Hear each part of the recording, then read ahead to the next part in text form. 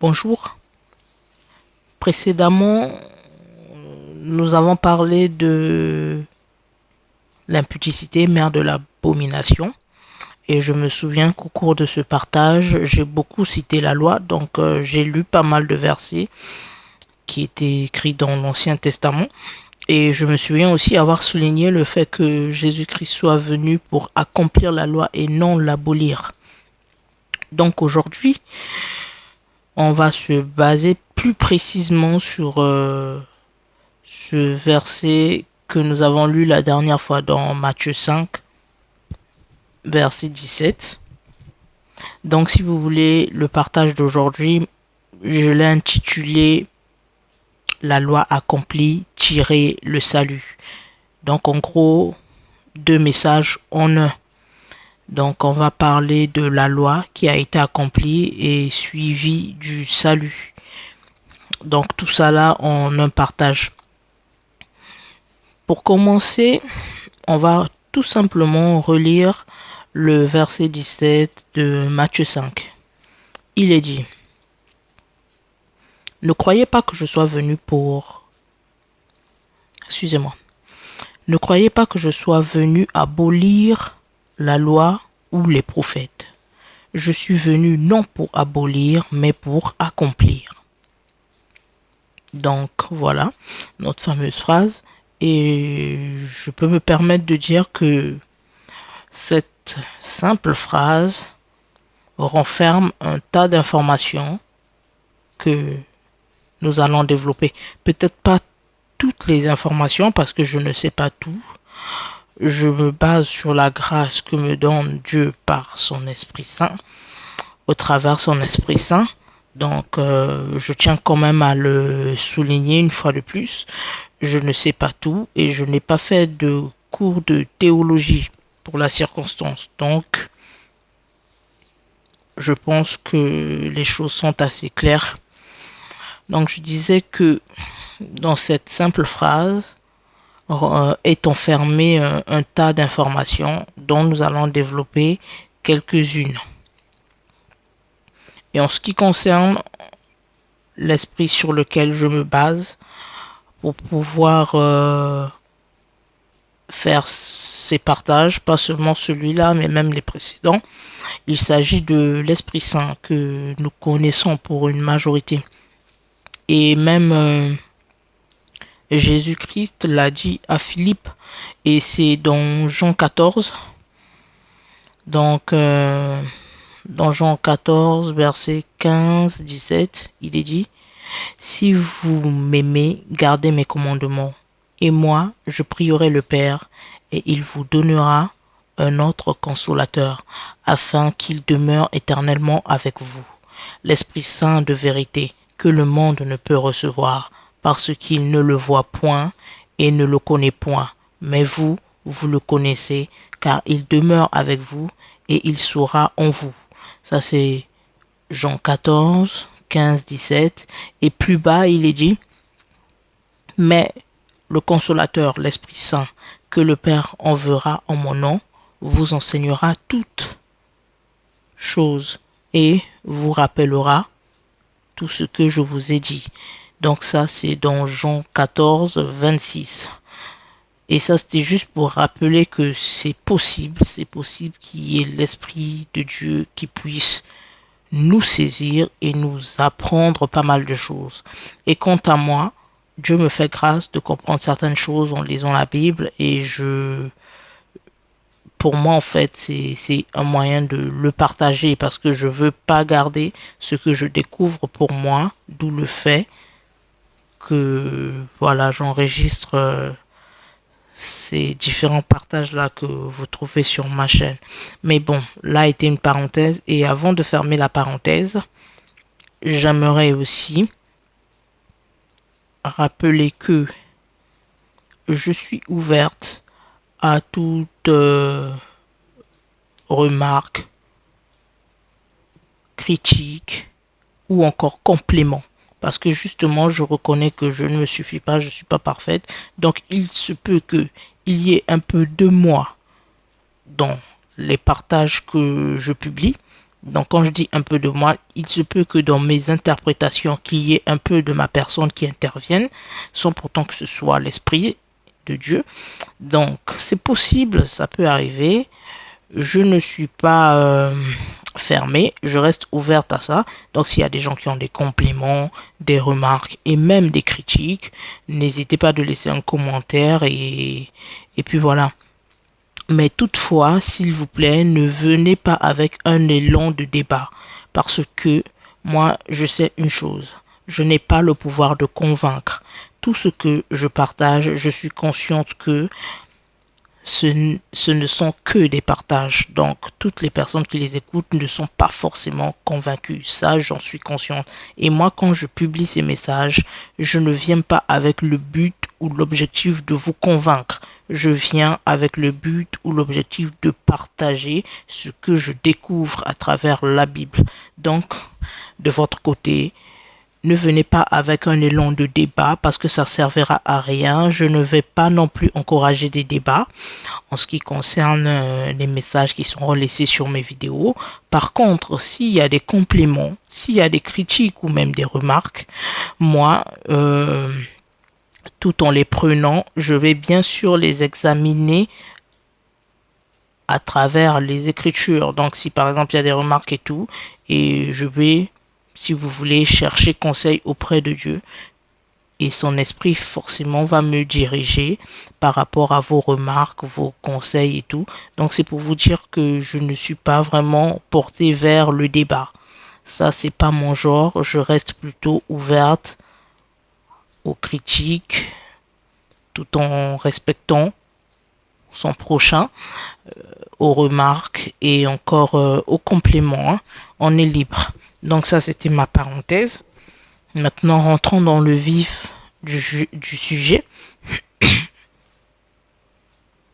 Je disais que Jésus-Christ est venu pour accomplir et non abolir la loi ou les prophètes.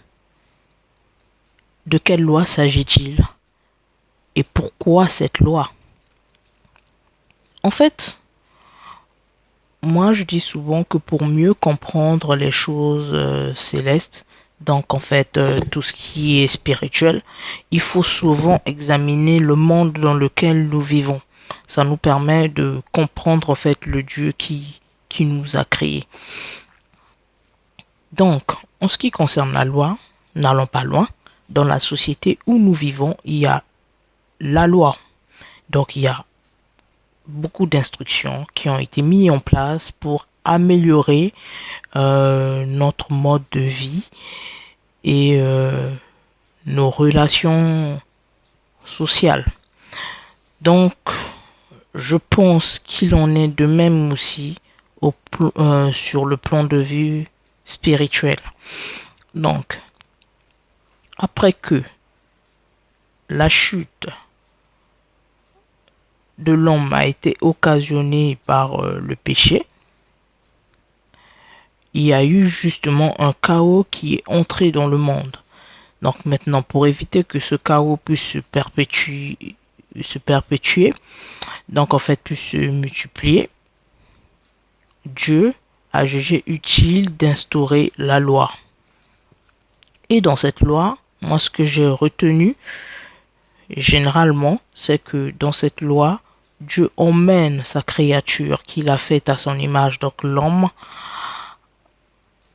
à pouvoir encore à nouveau se présenter devant lui, bien que maintenant il n'est plus parfait, bien qu'il soit à présent pécheur parce que justement il a désobéi aux instructions de Dieu. Dieu, dans sa loi, il trouve un moyen de se réconcilier avec sa créature.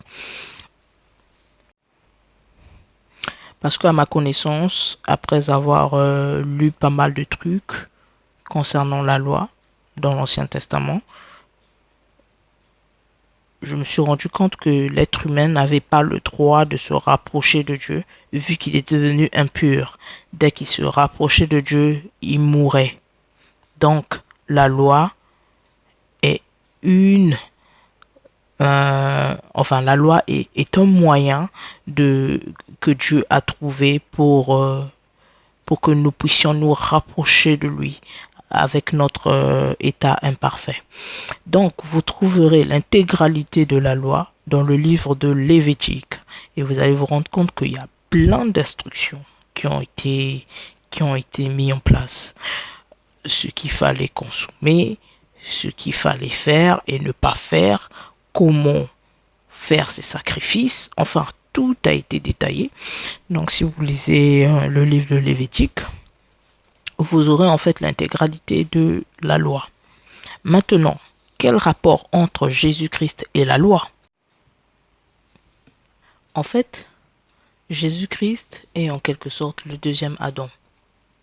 Parfait, parce qu'il n'a pas été conçu par l'union de deux êtres humains. Bien que sa confection fût une œuvre assez mystérieuse,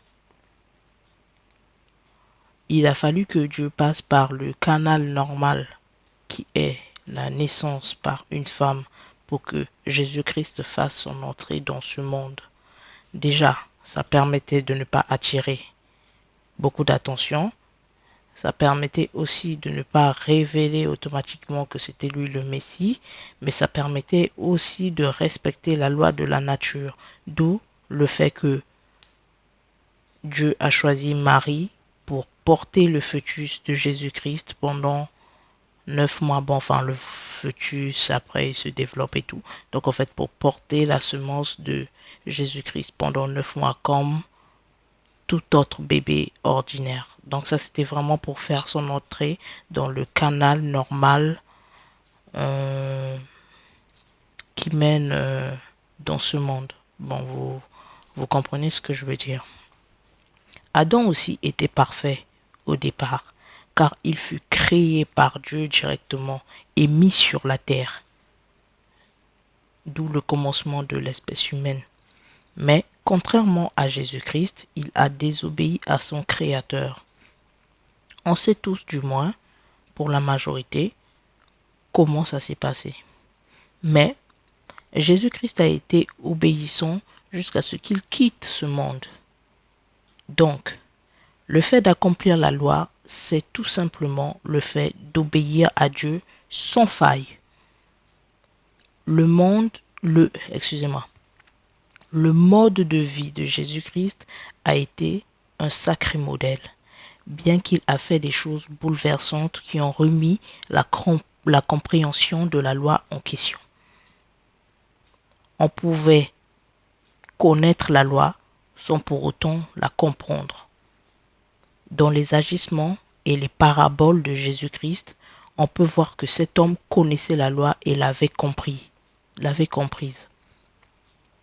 Car, même lorsqu'il fut confronté aux pharisiens, qui le reprochaient de ne pas respecter la loi, vu qu'il guérissait même le jour du sabbat, supposé être un jour de repos, il leur répondait par les prophéties qui avaient été annoncées jadis par le prophète Ésaïe.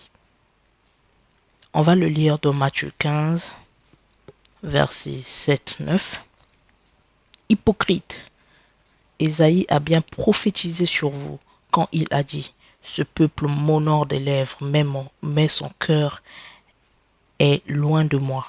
C'est en vain qu'il m'honore, en enseignant des préceptes qui sont des commandements d'hommes. »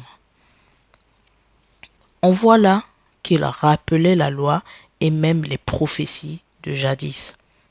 D'où le fait, par son mode de vie, il a accompli la loi. Donc, pour résumer, accomplir la loi, c'est obéir à Dieu sans faille. Cet homme a marché selon les instructions de la loi, bien que cela n'a pas été compréhensif à l'époque. Car nul n'avait eu la révélation qu'il était le Shiloh que Jacob avait annoncé lorsqu'il bénissait son fils Judas. Pierre l'a prophétisé inconsciemment et a commencé à réaliser après la manifestation du Saint-Esprit lors de la Pentecôte.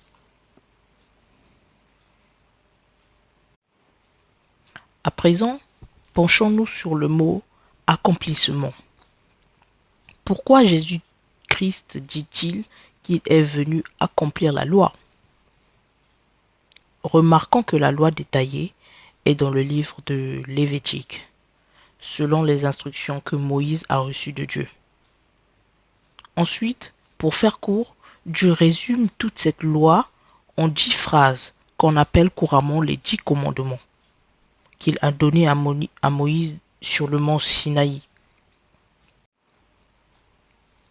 Avant, je croyais qu'il n'y en avait que 10. Or, les 10 ne sont que le résumé qui regroupe la loi en détail. Ensuite, dans le Nouveau Testament, Dieu fait encore plus court. Toute la loi est résumée en une phrase. Aime Dieu de tout ton cœur et ton prochain comme toi-même. Pourtant, qu'elle soit détaillée ou généralisée en 10 phrases ou encore en une phrase, la loi semble être quasiment impossible à mettre en pratique avec le cœur tortueux que nous portons. Et Dieu en était conscient. En attendant qu'il vienne définitivement régler ce problème par le salut, il a laissé le procédé de la loi suivre son cours. À présent, je veux lire 2 versets. Le premier dans l'Ancien Testament, dans le livre d'Ésaïe, et le second dans le Nouveau Testament, dans le livre de Matthieu. Et ensuite, on va comparer ces 2 versets. Dans Ésaïe 48, 3, il est dit: Dès longtemps, j'ai fait les premières prédications. Elles sont sorties de ma bouche. Je les ai publiées. Soudain, j'ai agi et elles se sont accomplies. Dans Matthieu 5, 17, il est dit: Ne croyez pas que je sois venu pour abolir la loi ou les prophètes. Je suis venu non pour abolir, mais pour accomplir. Ce qui a attiré mon attention en comparant ces 2 versets, c'est que dans Ésaïe, Dieu montre qu'il a donné des prédications et ensuite, soudain, il les a accomplies. Et dans Matthieu 5, 17 qu'on vient de lire, on voit que il y a un homme qui s'appelle Jésus-Christ qui dit que toutes les instructions qui ont été données jadis dans l'Ancien Testament, lui, il vient pour les accomplir.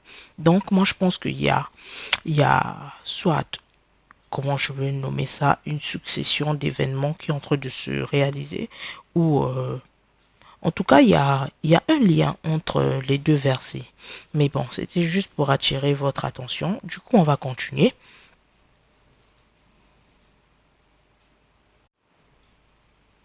Pour faire simple, dites-moi qui peut aimer Dieu de tout son cœur et son prochain comme lui-même? Ne nous voilons pas la face. Dieu me fait grâce de demeurer à ses côtés, d'avoir ces révélations aujourd'hui, mais rien ne prouve que je le mérite. Là, je parle de moi personnellement. Et après, vous, je ne sais pas. Avec le cœur tortueux que je porte et le péché qui est en moi, il m'est presque impossible d'aimer mon prochain comme moi-même.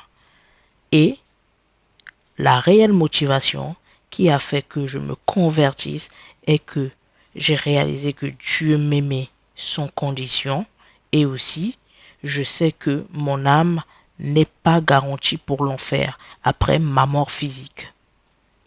Voilà, par exemple, les intérêts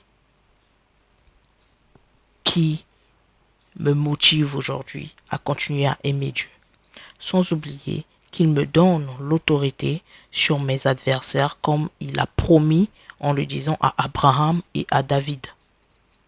Et l'a prophétisé sur le serpent dans le jardin d'Éden, quand il le punissait, bien évidemment. Voilà. En temps normal, je ne peux pas mettre en pratique la loi qui a été résumée en une phrase dans le Nouveau Testament. Mais lui, Jésus-Christ, il l'a fait. D'où l'accomplissement. Concernant les prophètes, en sondant les prophéties de jadis, on voit que le mode de vie de Jésus-Christ répond à certaines prophéties, d'où l'accomplissement des prophéties aussi. Voilà pourquoi Jésus dit qu'il est venu pour accomplir la loi ou les prophètes.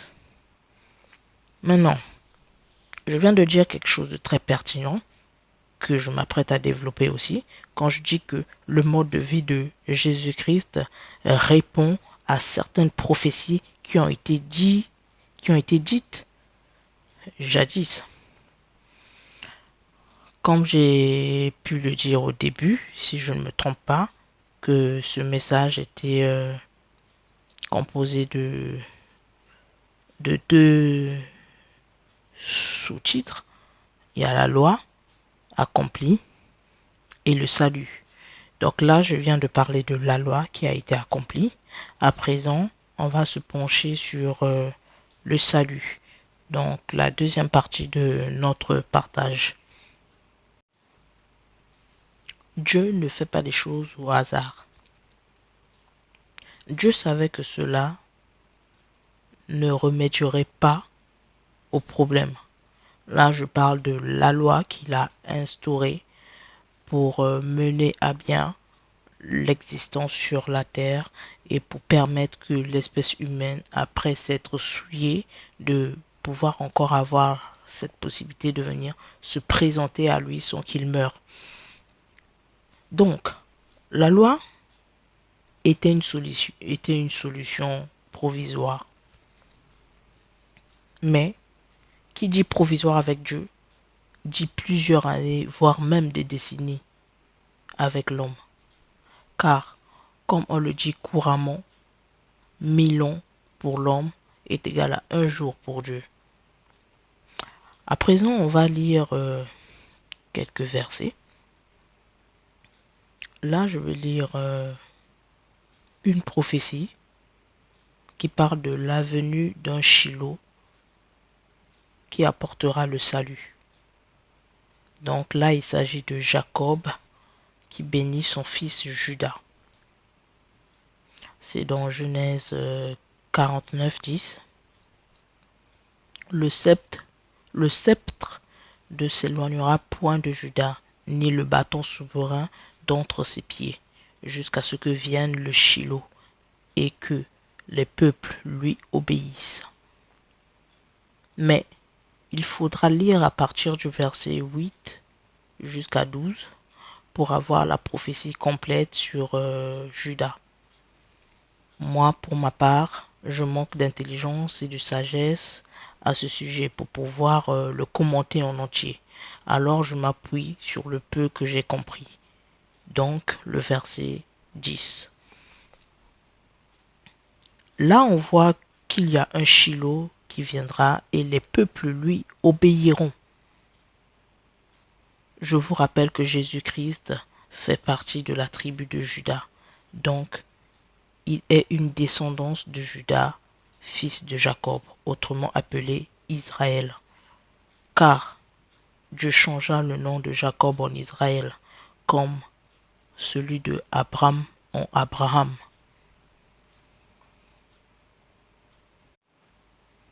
Ensuite, le deuxième exemple, c'est qu'il y a le roi David, saisi par l'Esprit Saint, qui prophétise à travers le psaume 22 concernant la passion que Jésus-Christ va vivre.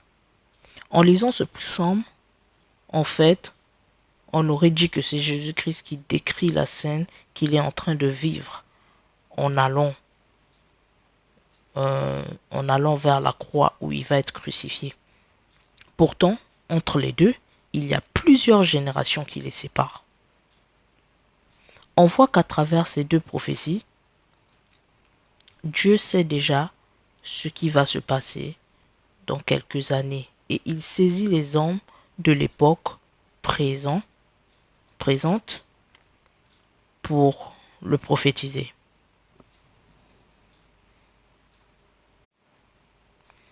Un autre exemple pour montrer que Dieu connaît les choses en avance, c'est dans Ésaïe 46, verset 10. J'annonce dès le commencement ce qui doit arriver et longtemps d'avance ce qui n'est pas encore accompli. Je dis, mes arrêts subsisteront et j'exécuterai toute ma volonté.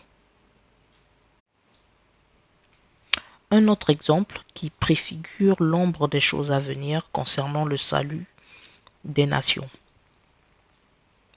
La prostituée Rahab, excusez-moi, la prostituée Rahab qui vivait à Jéricho, sauvée par un dieu étranger, le Dieu des Israélites. C'est dans Josué 6, verset 25. Josué laissa la vie à Rahab, la prostituée, à la maison de son père et à tous ceux qui lui appartenaient. Elle a habité au milieu d'Israël jusqu'à ce jour, parce qu'elle avait caché les messagers que Josué avait envoyés pour explorer Jéricho. Ensuite, dans Lévitique 19, 33, 34, il est dit: si un étranger vient séjourner avec vous dans votre pays, vous ne l'opprimerez point. Vous traiterez l'étranger en séjour parmi vous comme un indigène du milieu de vous. Vous l'aimerez comme vous-même, car vous avez été étranger dans le pays de l'Égypte. Je suis l'Éternel, votre Dieu. Donc là, on voit que c'est Dieu qui s'adresse à son peuple, le peuple d'Israël. Et ce qui attire encore mon attention ici, c'est qu'il demande à son peuple d'aimer l'étranger comme eux-mêmes. Ça me fait penser à sa loi qui a été résumée en une phrase: tu aimeras ton Dieu plus que tout et ton prochain comme toi-même. Donc vous voyez, là on a déjà une préfiguration du salut. Et tout ça là, c'est dans l'Ancien Testament. Donc dans l'Ancien Testament, le salut n'existe pas. Bon, enfin, le salut, pour moi, personnellement, je veux dire que il existait, mais il n'était pas encore révélé. Le salut n'était pas encore révélé, mais si on voit bien, le salut existait déjà dans la loi. On vient de le lire. Maintenant,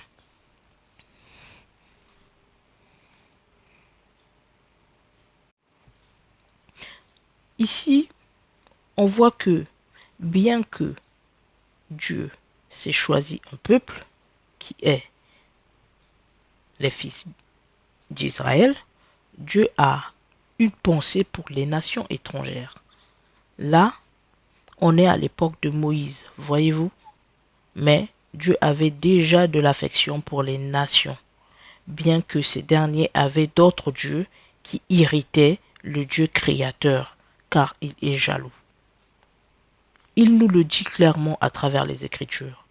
Bien que Dieu ait fait des choses jadis, comme frapper les nations par sa main puissante pour la gloire de son nom, en partie, il avait de l'affection pour ceux qui le reconnaissaient comme le Dieu suprême. Nous voyons l'exemple avec Rahab.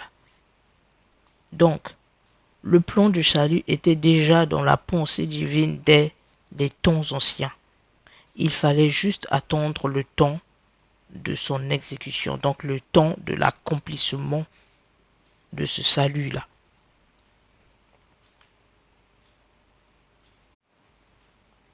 Comme qui dirait la parole de Dieu dans Jean 3,16, Jésus-Christ est mort pour le salut de tous. Mais il faudrait le lire quand même. Hein. Jean 3,16. À présent, quel rapport y a-t-il entre la mort d'un seul homme et le salut de toute l'humanité? Ok, là on va entrer dans une dimension assez complexe. Jésus-Christ n'était pas un homme comme les autres. Certains vont dire que je suis folle. Il n'y a pas de souci. J'y viens. Je vais lire quelques versets et faire le rapprochement avec ce qu'ont fait ou ont dit les prophètes. Donc je vais faire le rapprochement entre ce qui avait été dit ou ce que les prophètes ont fait jadis et la vie de Jésus-Christ. Et à la fin, vous me direz si, à la fin, vous conclurez vous-même dans votre cœur si Jésus-Christ était un homme comme les autres ou pas. Pour commencer, on va lire 1 Roi 17, 21, 22. Il s'agit de Élie qui ressuscite le fils de la veuve de Sarepta. Il est dit: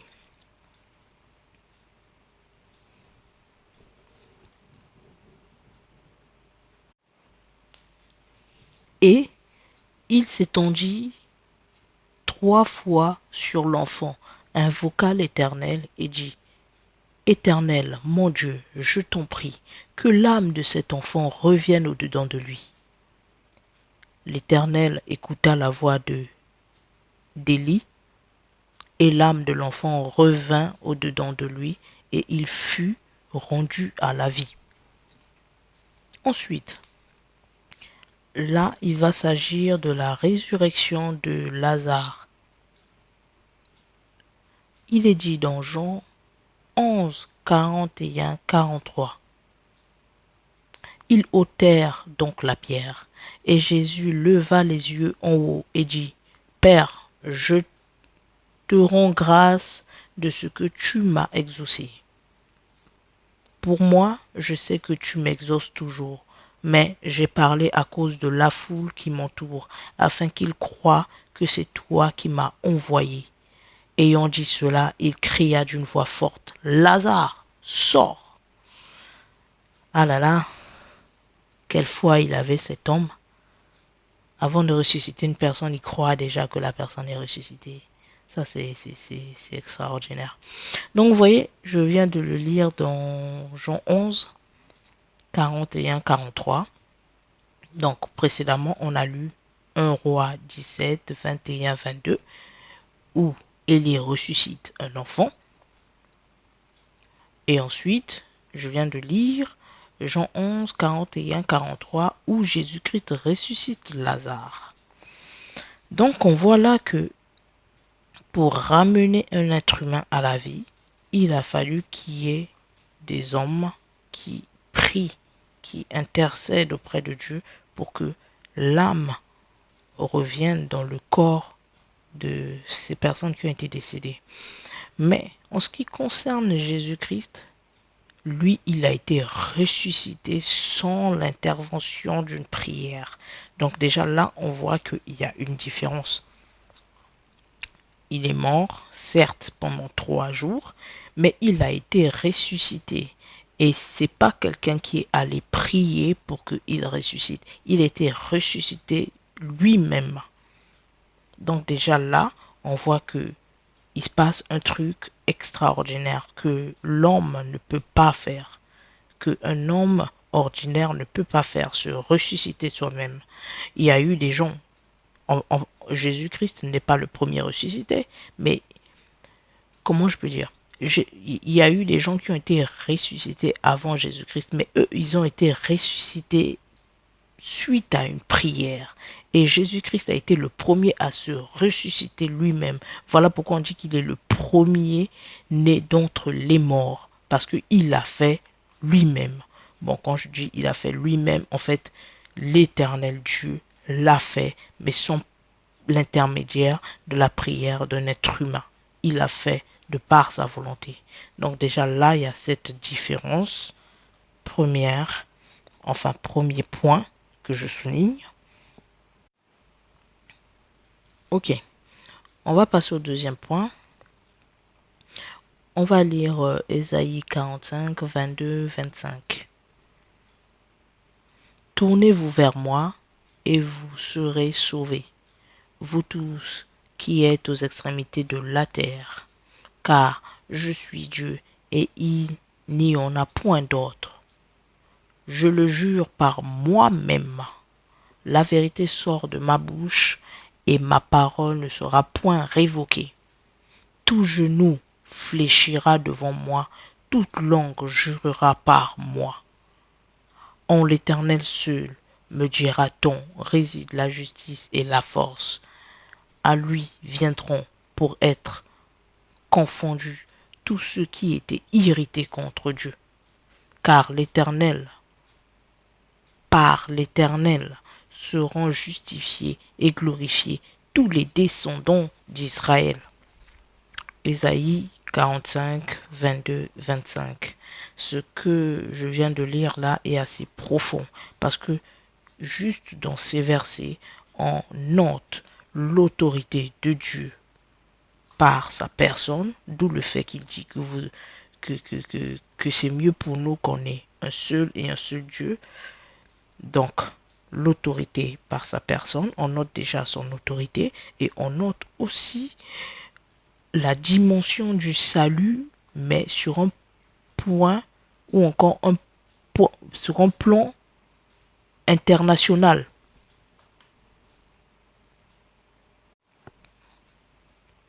Et le fait que je puisse lire que tout genou fléchira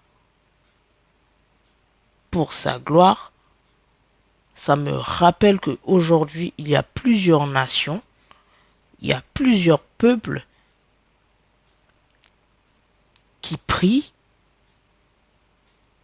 au nom de Jésus-Christ. Mais enfin, je ne veux pas capituler comme ça rapidement parce que vous allez me dire que c'est trop facile. D'accord, c'est pas le moment de capituler. Donc, on va poursuivre. Du coup, on va lire Ésaïe 43, 11. C'est moi qui suis l'Éternel, et par moi il n'y a point de sauveur. Donc, on voit là que il précise qu'il n'y a que par lui, Dieu, qu'on peut être sauvé. Maintenant, ça c'est dans Ésaïe. Donc, l'Ancien Testament. À présent, on va lire le verset 6 dans Jean 14. Là, c'est Jésus-Christ qui s'adresse à Philippe. Il lui dit, donc il est dit dans le verset 6, Jésus lui dit, je suis le chemin, la vérité et la vie. Nul ne vient au Père que par moi. Alors là, c'est vraiment audacieux de sa part. Ça, il faut le dire. Comment est-ce qu'un être humain peut avoir l'audace de s'affirmer comme ça? Donc en gros, c'est comme s'il prend la place de Dieu. Il dit qu'il est le chemin, la vérité et la vie. Et nul ne vient au Père. Donc nul ne vient à Dieu que par lui. Donc il s'affirme en tant que le seul et l'unique canal.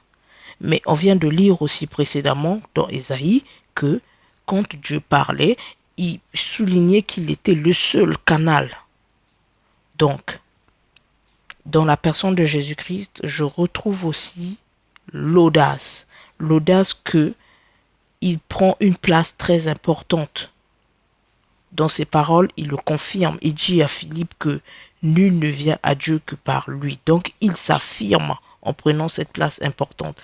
Et dans Ésaïe, on vient de lire aussi que quand Dieu parlait, il soulignait ce point très important, qu'il était l'unique et seul Dieu. Donc déjà, il y a ce deuxième point qui est l'audace. À la fin, je ferai un résumé.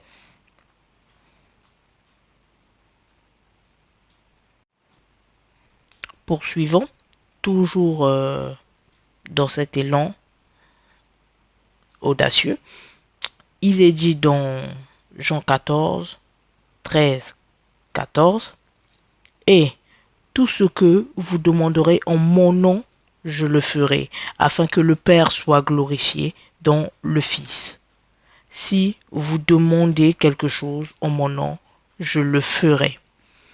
Là encore, on voit que c'est vraiment audacieux de la part de Jésus-Christ. Comment, en tant qu'être humain, peut-il dire que tout ce qu'on va demander en son nom, il va le faire. Donc, quelque part, il est sûr de sa personne, il est sûr de sa position.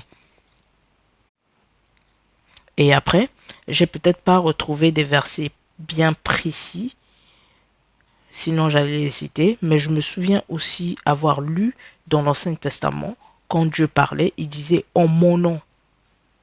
Si vous faites des choses en mon nom, si vous priez en mon nom, cela vous sera accordé. Donc, il y a cette similitude. Donc, on aurait dit en fait que dans les paroles de Jésus-Christ, c'est comme si en fait c'est Dieu qui parlait. D'où le fait que ça, c'est un point aussi qui le... Comment je peux dire? C'est un point qui permet qu'il puisse se démarquer des autres prophètes. Poursuivons. Dans Matthieu 13, 34, 35, Jésus dit à la foule toutes ces choses en parabole, et il ne lui parlait point sans parabole, afin que s'accomplisse ce qui avait été annoncé par le prophète. J'ouvrirai ma bouche en parabole, je publierai des choses cachées depuis la création du monde. Là encore, on voit qu'il y a un truc, il y a un lien entre ce qui avait été dit dans la loi et ce que Jésus-Christ dit ou fait. Là, on vient de lire que afin que s'accomplisse ce qui avait dit les prophètes, et les prophètes ont dit quoi? Les prophètes ont prophétisé en disant, donc en fait ils ont parlé de la part de Dieu en disant, j'ouvrirai ma bouche en parabole, je publierai des choses cachées afin que la création, des choses cachées, excusez-moi, j'ouvrirai ma bouche en parabole, je publierai des choses cachées depuis la création du monde. Ça, c'est ce que les prophètes ont prophétisé. Mais, remarque, Jésus-Christ a parlé en parabole face à, face à des gens qui venaient vers lui. Il parlait en parabole, c'est dit dans, si vous lisez dans Matthieu, dans certains chapitres de Matthieu, c'est dit, il parlait en parabole, et ensuite, quand la foule s'en allait, il se mettait à expliquer, il se mettait à interpréter les paraboles aux disciples. Donc, on voit bien que là encore, on retrouve même l'accomplissement de la loi, parce que on vient de le lire que les prophètes ont dit que Dieu ouvrira sa bouche et parlera en parabole. C'est dit dans Matthieu 13, 34, 35. Et on voit que Jésus-Christ, en venant, quand il a commencé son ministère, évidemment qu'il a parlé en parabole. Donc, vous voyez, ce sont des petits liens comme ça, des similitudes comme ça, qui me permettent, moi, de démarquer Jésus-Christ parmi tant de prophètes.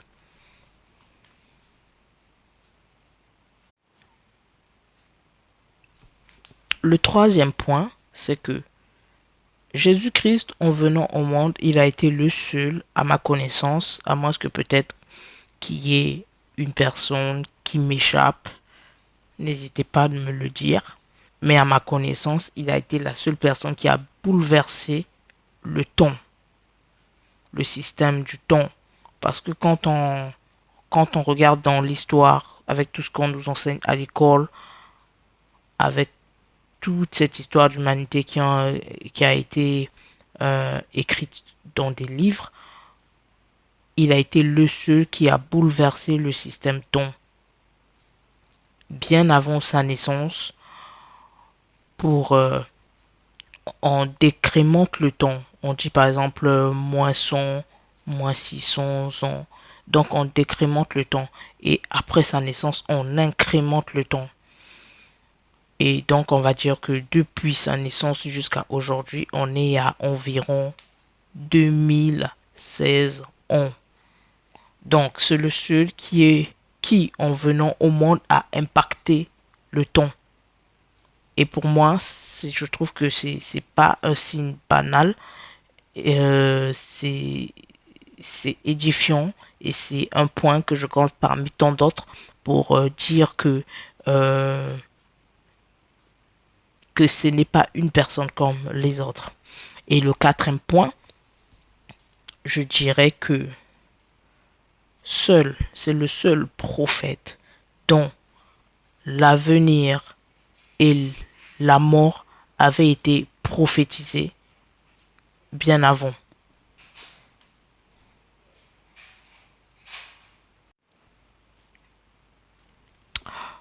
Le quatrième point, je dirais que c'est le seul prophète dont la venue et la mort avaient été prophétisées par d'autres prophètes bien avant.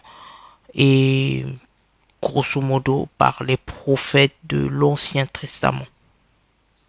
Donc voyez-vous, moi, ces points, enfin, c'est c'est quelques points parmi tant d'autres. Et il y en a d'autres aussi que j'aurais aimé citer, mais c'est assez complexe. Je manque d'intelligence et de sagesse pour pouvoir les citer aujourd'hui.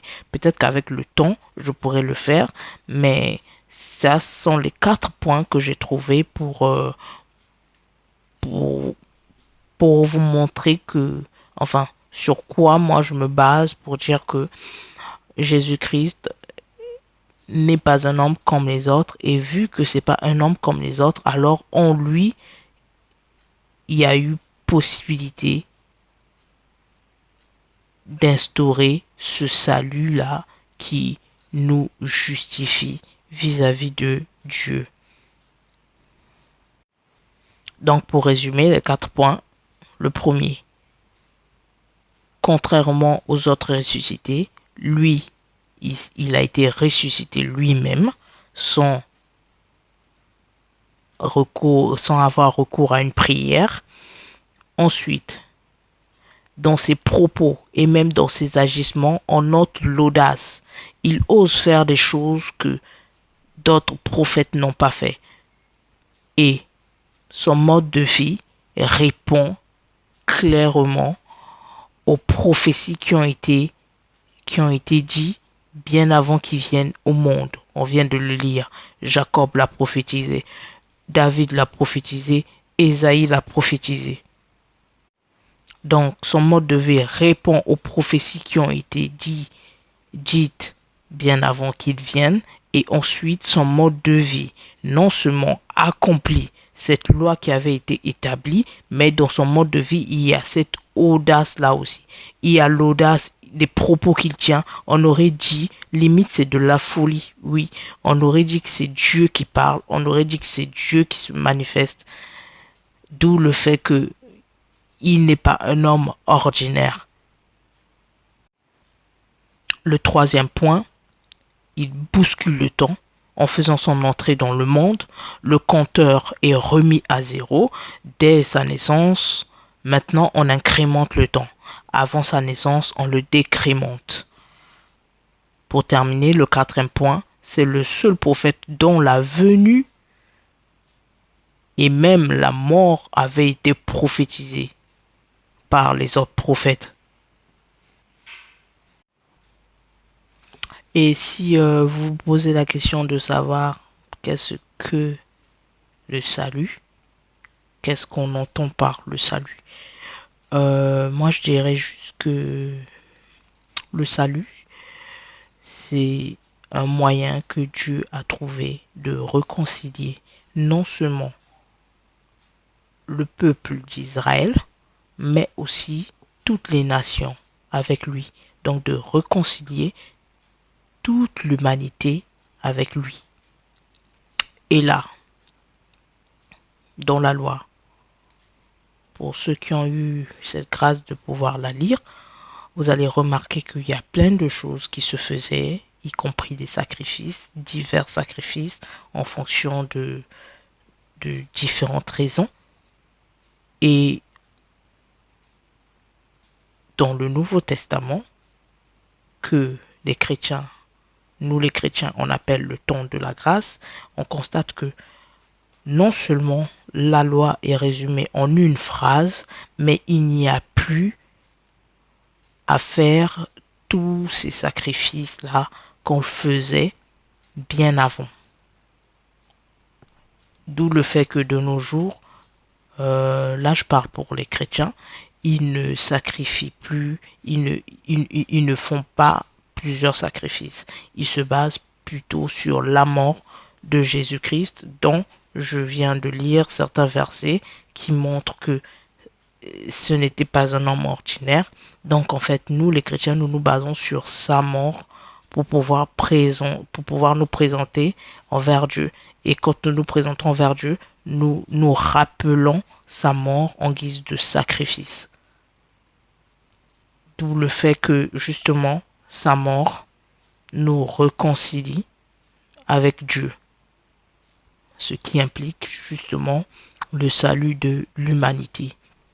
Et vous allez certainement vous dire que si sa mort nous réconcilie, pourquoi encore il a été ressuscité? Là encore est un autre débat. Mais pour faire court, pour y répondre brièvement, je dirais juste que si il est ressuscité, c'est pour montrer qu'il y avait une victoire sur la mort. La preuve, il a été ressuscité, mais il n'est pas resté sur terre en tant qu'humain.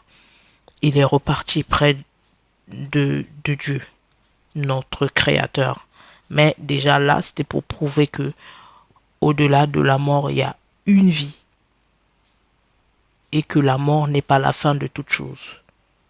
C'est clair, nous mourrons. Même moi, un jour, je vais mourir, mais physiquement. Nous mourrons physiquement, mais au-delà de notre mort physique, là n'est pas la fin. Et c'était pour prouver encore que cette mort physique-là peut, en fait, peut être vaincue par la vie. Que quand cette mort physique nous atteint, il y a la vie qui peut surmonter ça en ramenant l'âme. Et voilà, ça sont des sujets un peu complexes. Là n'est pas vraiment le but de notre partage aujourd'hui, mais vraiment c'était pour faire court. Donc voilà, moi des points sur lesquels je me suis basé pour essayer de montrer, pour essayer d'expliquer ce que moi j'ai compris concernant l'accomplissement de la loi et le salut de l'humanité. Toutefois, je suis consciente que, avec tout ce qu'on s'est dit, je n'ai pas le pouvoir de convaincre. Donc, tout ce qui avait été dit là, ce n'est pas pour vous convaincre, mais c'est un partage. Je juge bon pour moi d'exposer ce que je comprends. Et il se peut que peut-être qu'il y ait des points erronés. Je ne sais pas, mais Dieu est grand. Et c'est par sa grâce qu'on arrive à faire toutes ces choses.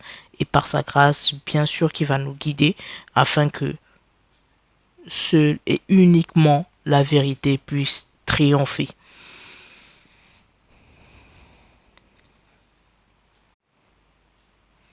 À présent que je vous ai lu ces différents versets pour essayer de montrer pourquoi moi j'ai choisi de croire que Jésus-Christ a cette faculté-là de me réconcilier avec Dieu, par le salut bien évidemment. À présent, si vous concluez que c'est un homme extraordinaire, alors vous comprenez pourquoi l'humanité obtient le salut par lui. Ainsi, en mourant à la croix, il effectue le sacrifice expiatoire en faveur de l'humanité, la brebis parfaite, car il fallut qu'un sang pur soit versé pour justifier les hommes auprès de Dieu. Donc, Satan ne pourra plus venir comme il l'a fait avec Job. Il ne pourra plus venir devant Dieu et dire « Regarde ce que fait ton enfant ». Donc là, il s'agit un peu de nous. Et puis se mettre à nous accuser devant Dieu. Satan, il ne peut plus faire cela. Car s'il ose le faire à notre sujet, enfin pour ceux qui croient en ce salut, Dieu répondra tout simplement à Satan, « Cela ne te regarde pas. Un sang pur a été versé pour justifier cet enfant que tu accuses. C'est entre lui et moi. Donc en fait là, c'est Dieu qui dit à Satan, le problème, c'est entre moi et mon enfant. Mais toi, ça ne te regarde plus vu qu'il a été racheté. Il était justifié par un sacrifice. Par un sacrifice voilà, il était justifié par un sacrifice. D'où le salut et la réconciliation de notre Père Créateur par Jésus-Christ. Et là encore, il le mentionne bien dans Jean 14. Tout ce que l'on demande par son nom, notre Dieu créateur nous l'accorde, afin que on comprenne et qu'on croit que il fait ces choses par sa puissance. Donc voilà, je pense avoir tout dit et j'espère pour moi que j'ai été assez explicite. Et étant donné que ce sont des choses spirituelles, c'est un peu complexe. Des fois, il nous manque des mots, il nous manque de l'intelligence et de la sagesse pour pouvoir transmettre même ce que nous comprenons. Donc, ça, c'est complexe. Ces choses-là, ce sont des terrains glissants. Donc, voilà. Je pense être arrivé au terme, mais avant de terminer, j'aimerais lire Matthieu 22, 41, 46. Il est dit, comme les pharisiens étaient assemblés, Jésus les interrogea en disant, que pensez-vous du Christ? De qui est-il fils? Ils lui répondirent, de David. Et Jésus leur dit, comment donc David, animé par l'Esprit, appelle-t-il Seigneur? Lorsqu'il dit, le Seigneur a dit à mon Seigneur, assieds-toi à ma droite afin que je fasse de tes ennemis mes marchepieds. Donc, si donc David l'appelle Seigneur, comment est-il son fils? Nul ne put lui répondre d'un mot. Excusez-moi. Nul ne put lui répondre un mot. Et depuis ce jour, personne n'osa plus lui proposer des questions. Matthieu 22, 41 à 46. Là encore, on constate beaucoup de choses. On constate non seulement que Jésus-Christ confirme ce qui s'était passé avec le roi David dans le psaume, je viens de le dire plus haut, dans le psaume 22, voilà. Il le confirme, Jésus-Christ. Et on remarque aussi que, apparemment, il nous faut une certaine révélation venant de la part de l'Esprit pour comprendre certaines choses.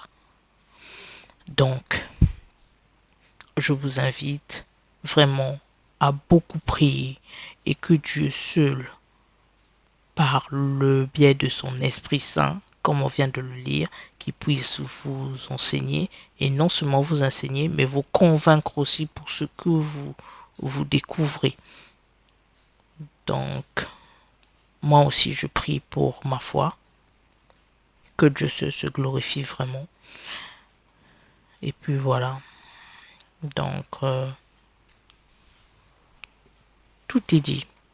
Ceci dit, que le nom de notre Créateur, le Dieu Tout-Puissant, soit béni et qu'il nous bénisse aussi, qu'il nous fortifie, comme il a recommandé à Josué, qu'il soit fort et qu'il n'ait peur de rien, qu'il nous fortifie aussi à notre tour et que nous n'ayons pas peur de dire les choses telles qu'elles sont.